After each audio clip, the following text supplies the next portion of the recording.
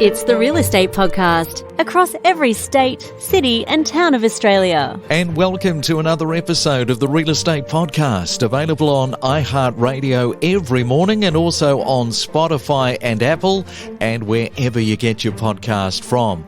Well, it's another weekend around Australia, the 13th day of August for 2022, and is today the day that you secure your new home, your new house.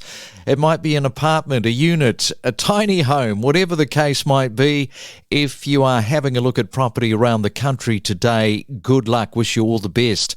Coming up this morning, we're going to be talking with a real estate agent who is relatively new to the game, under 2 years, and discussing the pressure that is starting to come on to parts of the real estate sector with people that are working in it and starting to leave to find other jobs as the market, the real estate market, starts to change. Now, how scary is that proposition right now for a lot of people working in the real estate industry? Well, we're going to speak with Ben very shortly. If you're celebrating your birthday on the 13th of August today, have a great Saturday. In fact, have a great weekend. And two things that happened on this day that are polar opposites. The first was a construction of the Berlin Wall. Now, the wall divided West Berlin from East Berlin, and it started on this day back in 1961. And the other polar opposite was on this day, a popular American animated series is created by Trey Parker and Matt Stone, and it follows the lives of four adventures of four boys in a fictional town called South Park, Colorado. That happened on this day in 1997. It's your weekend real estate breakfast, a serial-sized podcast about what's happening in your local backyard, every Saturday morning on the Real Estate Podcast. It's the main centre forecast with propertybuyer.com.au. All right, let's have a look at your weather around Australia. And good morning to you in Sydney. Expecting 1 or 2 showers on your Saturday morning, a high of 20 degrees. Melbourne, a few showers, a possible thunderstorm today. 15 is your forecast high. Brisbane expecting some rain on your Saturday morning, 19 degrees. And Perth expecting some showers and also 19 degrees. We are just as addicted to property as you are. Every weekday morning from 6:30. So recently there's been a bit of talk going around about real estate agents working in the industry, and some commentators are suggesting a lot of these agents will need to go and find another career as the market bites and turns. And it is true to say that the real estate industry has had an explosion of new real estate people being drawn to the industry. And why not? I mean, you look at the gold rush era and the same thing happened. And let's face it, when it comes to your job, one of the most important factors is how much are you going to pay me? Show me the money. And it can be argued that in order to get into the real estate industry, it's a low entry point to get going. And at the height of the boom, is there another industry that can match the rewards of working in the real estate industry? Probably not. A lot of real estate agents are now working in the industry for the rewards aspect. And a lot of these agents have only been going 1 or 2 years. So this morning, we are going to talk to an agent who is relatively new to the industry to break it all down for you and I to see what the reality of it all looks like. So let's say a very good morning to Ben Matthews in Perth. And a very good morning to you, Ben. Welcome to the Real Estate Podcast this morning. G'day, Craig. Thanks very much for having me, mate. My pleasure. So let's start right at the beginning. What made you want to become a real estate agent? Well, yeah, thanks for asking, mate. Look, basically, I had an older brother who was in the real estate industry and did really well. And as you rightly said there, you know, pretty low barrier to entry. He got into it when he was 18, did really well. And I subsequently got into a different business and I was in the construction business for about 8 years. I was the general manager of a renovations company. That was a wonderful business in Perth, and it was just time to move on. And I naturally gravitated towards real estate, and certainly the market was awesome about, 22 months ago when I got into it.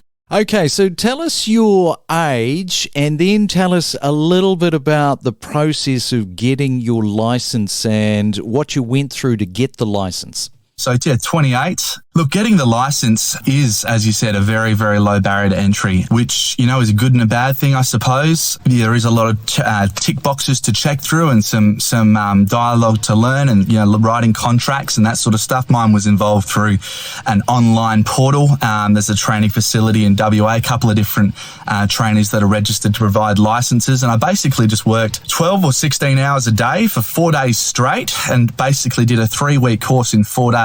And just because I was that keen to get things moving and get it going, and I probably annoyed the hell out of the trainers, kept following them up saying, hey, have you got my exam? It's all done. Can we tick it off? Can we go to the next one? And basically just grinded through it. Not fun, but got it done. And then you really learn on the job, Craig. And I was fortunate to have some good people around me where I learn on the job, quite quickly as well.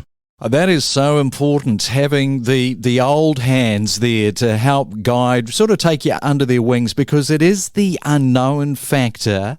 Once you get that piece of paper saying that Ben is a licensed real estate agent, because let's face it, we are talking commission-based only. There are two types of people in this world. There are the ones that can sort of look at the commission with enthusiasm, and then there are people that get totally scared and fazed by it. So how much of an obstacle knowing that you're only going to get paid per house that you sell, only on results, how much of a mindset was that for you?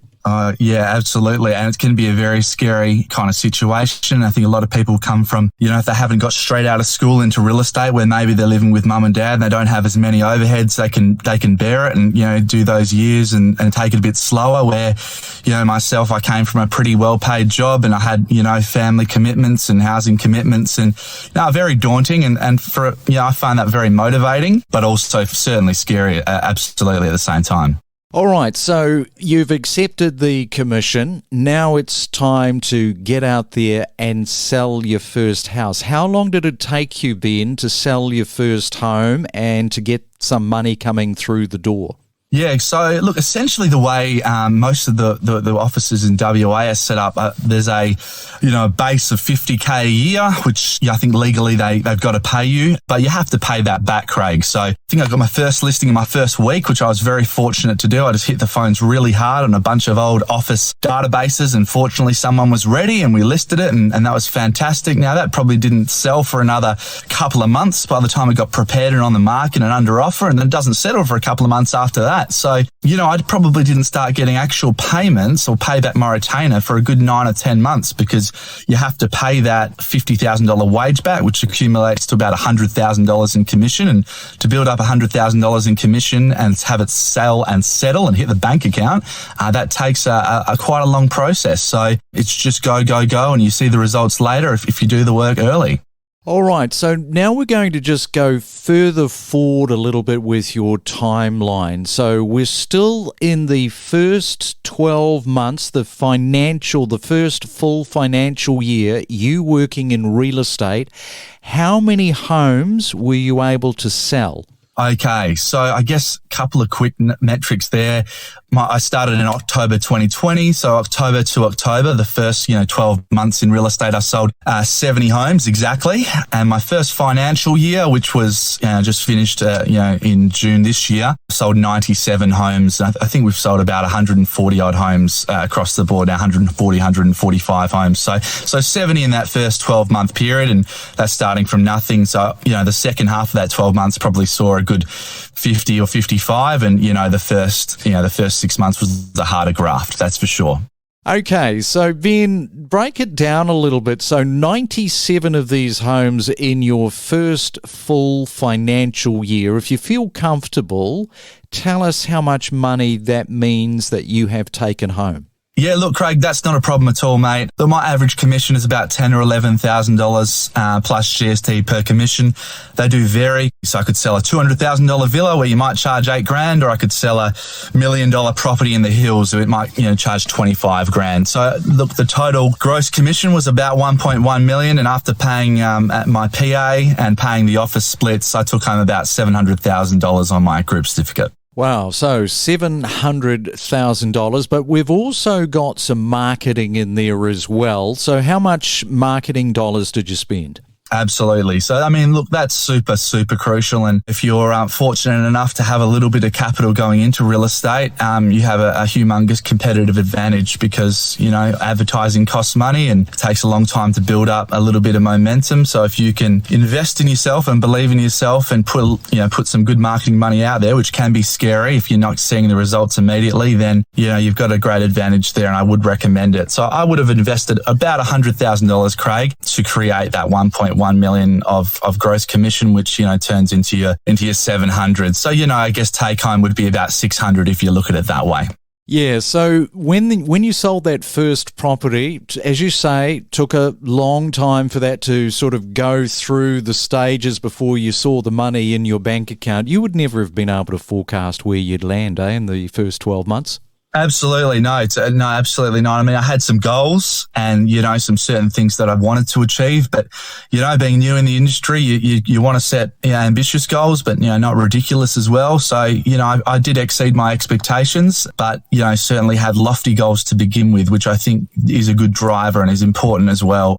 And I understand that you're also in the master salesperson category, which is among the top 3% of all agents in WA, as well as that you're either going to be the number 1 or number 2 rookie of the year at this year's industry awards. Tell us a little bit about that. Yeah, so I've had some notifications from REWA, who's our West Australian sort of authority in real estate here, and they do yearly awards, and really grateful to be getting either number 1 or number 2 rookie. I understand for this year, it's a nice little accolade, and obviously a lot of hard work goes into it, and a lot of rookies just to get on that list, they've all worked their guts out. So really proud for that to be the case, and certainly the master salesman is probably a little bit more important to me, to be fair, and that's amongst the real top agents that have been in the industry for many years, and that's something nice little recognition to get. We've got to keep working hard and keep pushing and looking after our clients. That's what gets us there, but it's a nice little recognition, that's for sure, and it is appreciated.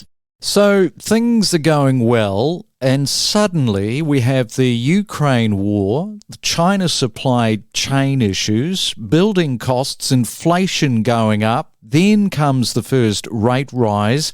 What were you thinking after that first rate rise? Yeah, so look, it definitely was something that was on everybody's lips. There was certainly a little bit of buyer trepidation as well. And, we'd had such a great 1.5 to 2 years that, you never want it to end. We're getting, 50 groups through every house and selling them on the first home open for an amazing price. And that was wonderful. And it was still, took a talent to get your sellers the best that they possibly could, and not just sell for any price. But, when those rate rises started coming in, it became a bit more, you were thinking, look, the buyer inquiry is going down. Are we going to go back to those 2018, 2019, those years where, everyone knew that the real estate industry was really slow. And so far it's held out strong in WA.